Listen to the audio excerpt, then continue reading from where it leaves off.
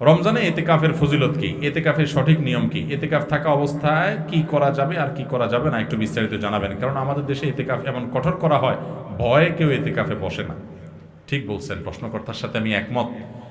অনেকে মনে করে এতেকাফে বসলে আর কোনো কথা বলতে পারে না, 10 দিনের জন্য মুখে তালা দিয়ে দিতে হয়। একটা বোগাস কথা, ফালতু মাসালা। কে বলছে আপনাকে এতেকাফে বসলে কথা বলা যাবে না? আপনি বাইরে থাকতে যেরকম কথা বলতেছেন, এতেকাফে বসলেও কথাগুলো বলা যাবে।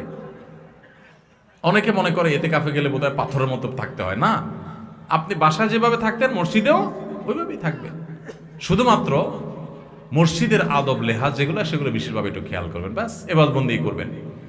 এতেকাফ এমন একটা আমল ভাই, আমি এখানে যত মানুষ আছেন যদি জিজ্ঞাসা করি আপনাদের জীবনে কার কার রমজানের শেষ 10 দিন মসজিদে এতেকাফ করার সুযোগ হয়েছে, আমার তো মনে হয় না যে 20টা হাতে উঠবে। অথচ ভাইরা, রমজানের সবচেয়ে গুরুত্বপূর্ণ আমলগুলোর একটা হলো রমজানের শেষ 10 দিন ইতিকাফ করা। আমাদের প্রিয় নবী সাল্লাল্লাহু আলাইহি সাল্লাম, আপনারা অবাক হবেন জানলে, উনি রমজানের রোজা ফরজ হয়েছে যখন 2 বা 3 হিজরিতে, তখন থেকে নিয়ে ওনার মৃত্যু পর্যন্ত, ওয়াফাত পর্যন্ত 1 বছরও রমজানে ইতিকাফ ছাড়েন নাই। যে আমলটা আপনার নবী কোনো বছর রমজানে ছাড়তেন না, সেটা আপনি সারা জীবনে একবারও করেন নাই। চরম শত্রুর সাথেও তো মানুষের এরকম বৈপরীত্য হয় না। সেখানে নবীর উম্মত হয়ে যে আমল আপনার নবী জীবনে কোনোদিন ছাড়েন নাই, সেটা আপনি জীবনে কোনোদিন করেন নাই। কত বড় কপাল পড়া ভাইরা আমার। ইতিকাফটা কি জানেন? কারোর বাড়িতে কারোর পায়ে জড়ায় ধরে আমরা পড়ে থাকি না? অনেক সময় দেখা যায় না, কিছু গরিব মানুষ, কিছু ফকির ভিক্ষুক দেখা যায় পাও জড়ায় ধরে সার দিয়ে যান, তখন না দিয়ে পারে মানুষ। কারোর দরজার সামনে যায় বসে গেলেন, ভাই যেভাবে হোক দেন।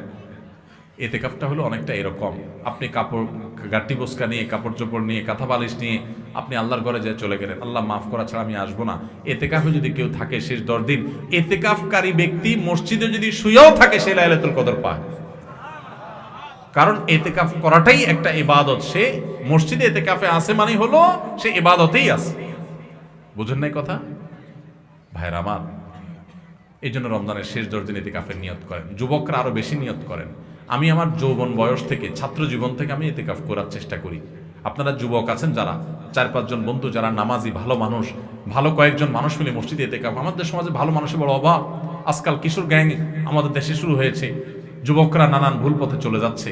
এগুলো থেকে বাঁচাবার জন্য তাদেরকে মোরালিটি দেন। আমাদের শিক্ষা থেকে ধর্ম চলে যাচ্ছে, সব জায়গা থেকে ধর্ম বিদায় করে দেওয়া হচ্ছে, সাংস্কৃতিক আগ্রাসন চালানো হচ্ছে, সন্তানদের ধর্মহীন করা হচ্ছে। এর পরিণতি যে কত ভয়াবহ সেটা আমরা এখনই দেখতে পাচ্ছি, সামনে হয়তো আরো বেশি দেখতে পাবো।